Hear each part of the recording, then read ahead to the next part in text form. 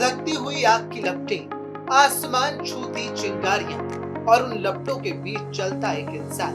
ये कोई तिलिस्म नहीं बल्कि ब्रज की धरती पर साक्षात आस्था का चमत्कार है।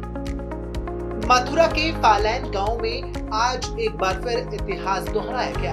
भक्त प्रहलाद की याद में आयोजित होने वाले इस उत्सव में संजू पंडा धधकती होलिका के बीच से सकुशल बाहर निकल आए।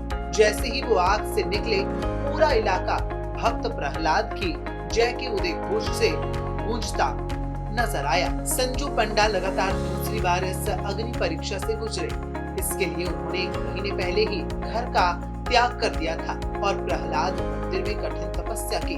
24 घंटे के अखंड हवन के बाद जब अग्नि देव ने उन्हें रास्ता दिया तो देखने वाले दांतों तले उंगली दबाने को मजबूर हो गए। जी हाँ, दशकों पुरानी इस परंपरा में फैलान समेत आसपास के 11 गांव की होलिका एक साथ जलाई जाती है। मान्यता है कि जो भी पंडा सच्ची श्रद्धा के साथ इस आग से गुजरता है, उसे अग्नि देवता स्पर्श तक नहीं करते। ऐसे में होलिका दहन पर इस खास परंपरा का अनोखा रूप देखने को मिला।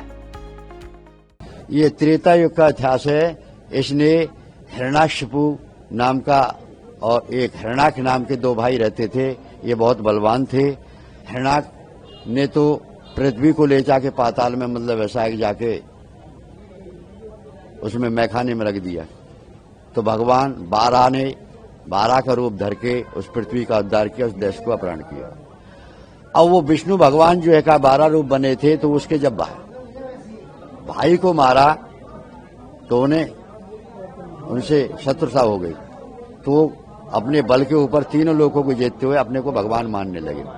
उन्होंने पूरा घोषणा करवा दी, कोई भगवान को नहीं मानेगा और मैं ही भगवान हूं जो कुछ। अब उसके ही वंश में कयादु के एक पुत्र रत्न प्राप्त हुआ। पुत्र रत्न ने उसका नाम प्रहलाद रखा। प्रहलाद श्री भगवान का भक्त था और शुरू से आस्था थी। उसके संस्कार ऐसे मूलों में हुए कि जिसके कारण से मैं भगवान में निष्ठा हो गई। तो जब वो भगवान का भजन करता था तो उससे मना करता था कि भाई तू भगवान का भजन मत कर, सब जनता मेरी कर रही है, तू क्यों करता है। और उन्होंने ज्यादा परेशान किया तो उनकी जो मतलब ऐसा है कि उन्होंने नीचे ऊपर से गिराया, समुद्र में डुबाया, जहरीले नागों से कटवाया, हाथी से कुचलवाया, शेरों से, मतलब सभी ने भगवान की कृपा से उसको खरोंच तक भी नहीं आई। जब वो परेशान हो गया तो वो उदास होके मर नहीं रहा, क्या करूं।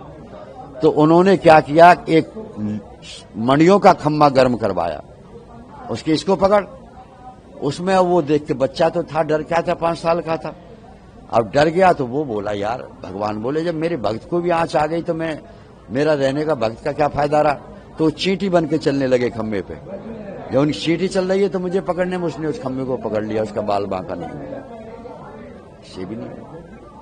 अब उसके बाद में जब वो परेशान हो गई तो उसकी जो बहन थी होलिका, वो शीतल चील लिए हुए थे, वो बोली भाई आप परेशान मत हो, मैं इसको जला दूंगी और मैं बच गया। चलो बहन तू मेरे संकट को मिटा दे। तो भक्त प्रहलाद जो लीला हुई थी, यहाँ पे जो होलिका दहन हुआ था वो इसी जगह फालैन गांव में हुआ था।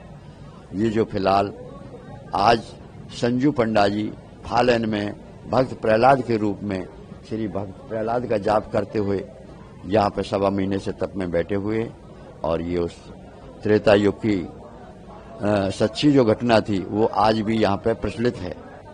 अवश्यवासी लोग अगर कोई मानते हों तो वो यहाँ पे आंखों से हाल देख सकते हैं। आज भी वो त्रेता युग की कथा संजू पंडा भक्त प्रहलाद की कृपा से सानंद भक्त प्रहलाद का जय जयकार लगाते हुए, नरसिंह भगवान के लगाते हुए सानंदी प्रभु की कृपा का पात्र होते हैं। होलिका जल जाती है और प्रहलाद बच जाते हैं। ये वो लीला यहाँ पे हो रही है और वो आज आपको देखने को मिलेगी। इतना ही इसका पूर्वतास है। ये किदवंती यहाँ पे चला आ रहा है। ओम कृष्णाय गोविंदाय गोपी जन वल्लभाय नमो नमः। बोल भक्त प्रहलाद की जय, बोल नरसिंह भगवान की जय। ये शक्ति सब भक्त प्रहलाद जी की असीम कृपा है। 1.25 महीने होते बसंत पंचमी से लेकर होलिका तक, होलिका दहन तक होती तैयारी। उसमें हमारा ब्रह्मचर्य का पालन होता है।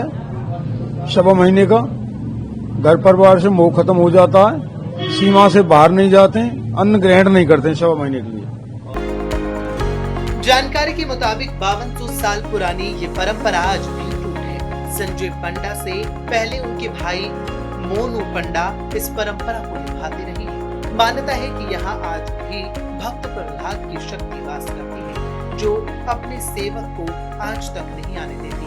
ऐसे में आज उत्तर प्रदेश के मथुरा में एक बार फिर आस्था का अनूठा रूप देखने को मिला, जिसको देखकर सभी भाव विभोर हो गए और उन्होंने आस्था को प्रणाम किया। Bureau report, PTC news.